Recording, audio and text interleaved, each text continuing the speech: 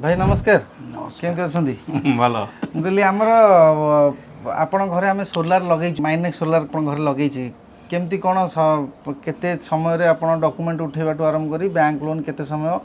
Installation केते समय कोन केमती डिले हेची ना सर्विस ठीक हेची कोन ता ऊपर टिके मते कहन नहीं ये तो हमरा प्रोसेसिंग आरंभ रू आमे 15 दिन भीतर हमरा ऑलरेडी पाई जाइतिलु सर्विस पाइकी बैंक लोन भी हे 8-10 दिन भीतर अच्छा लागिया लागी जाइछि इंस्टॉलेशन परे हमर जेई वेरिफिकेशन नेट सब मीटरिंग fast सब हेछि। परफेक्ट टाइम रे हेची तो अच्छा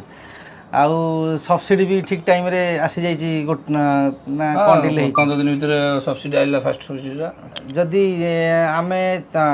अलगा कस्टमर को जदि एठी पाखा कि चाहिए कि सोलार लगेया पई आपण सजेस्ट करिवे कि हम ऑलरेडी ऑल कहि किछि लोगन हम सर्कल भीतर आउ